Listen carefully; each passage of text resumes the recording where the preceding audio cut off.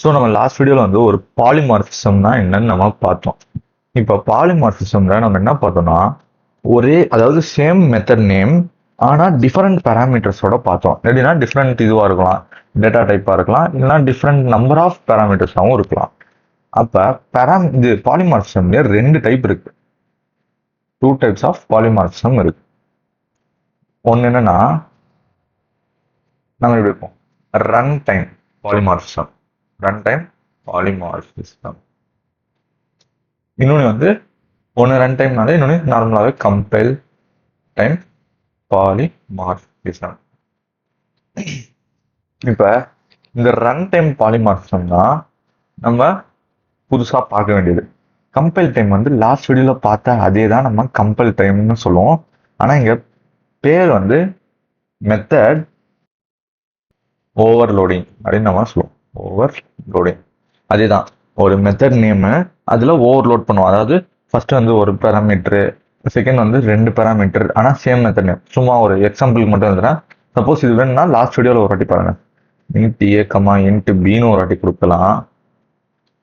திருப்பி அதே ஆட் மெத்தட்ல இன்ட்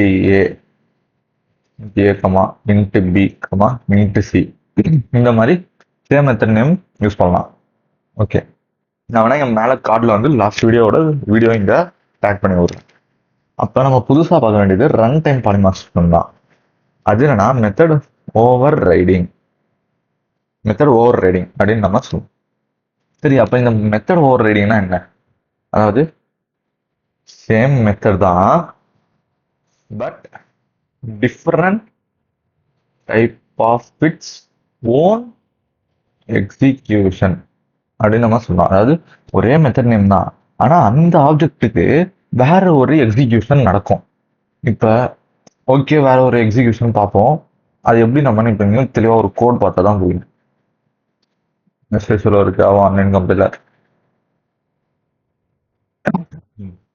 ஓகே, ஃபர்ஸ்ட் வந்து நான் கிளாஸ் வெஹிக்கல்னு எடுத்துக்கிறேன். ஒரு வெஹிக்கல் கிளாஸ் எடுத்துக்கிறேன்.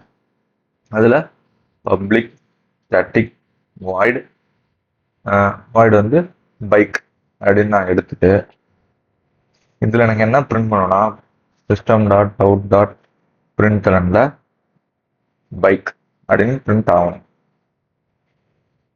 ஓகேவா?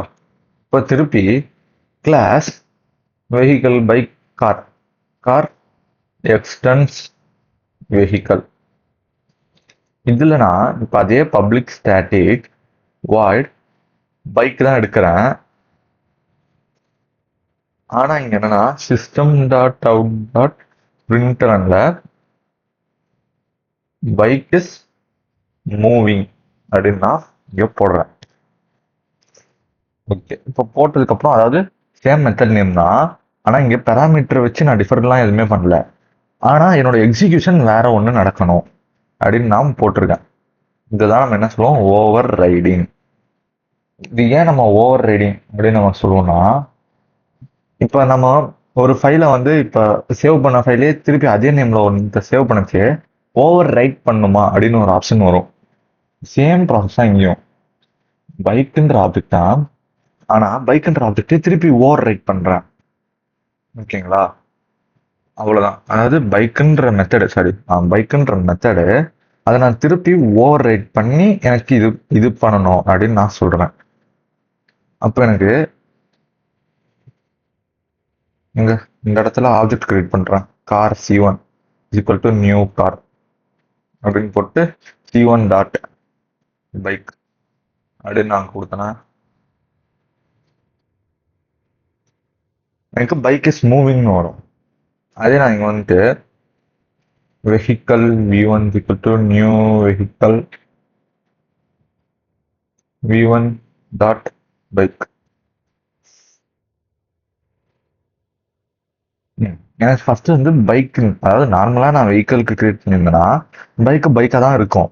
இப்போ நான் கார்னு கிரியேட் பண்ணச்சு எனக்கு அந்த பைக்குன்ற இதுல ஓவர் ரைட் பண்றேன். என்ன ஓவர் ரைட் பண்றேன்னா எனக்கு பைக் இஸ் மூவிங்னு பிரிண்ட் ஆகும் அப்படின்னு சொல்லி ஓவர் ரைட் பண்றேன். ஓவர் ரைட் பண்ணி அதுக்கு ஆப்ஜெக்ட் கிரியேட் பண்ணி நான் வந்து அதை பிரிண்ட் பண்றதுனால தான் எனக்கு பைக் இஸ் மூவிங் அப்படின்னு வரும். ஸோ சிம்பிள் தான். ஒரு மெத்தட் கிரியேட் பண்றோம், அந்த மெத்தடோட எக்ஸிகியூஷனே நம்ம ஓவர் ரைட் பண்றோம். ஓவர் ரைட் பண்ணிட்டு அதை நம்ம கால் பண்ணிச்சு ஓவர் ரைட் ஆனதுதான் நம்மளுக்கு வரும். ஸோ இதான் வந்து ஒரு மெத்தட் ஓவர் லோடிங் என்னன்னு லாஸ்ட் வீடியோவில் பார்த்தோம், மெத்தட் ஓவர் ரைடிங் என்னன்னு இப்போ இங்கே பார்க்கலாம். So thank you.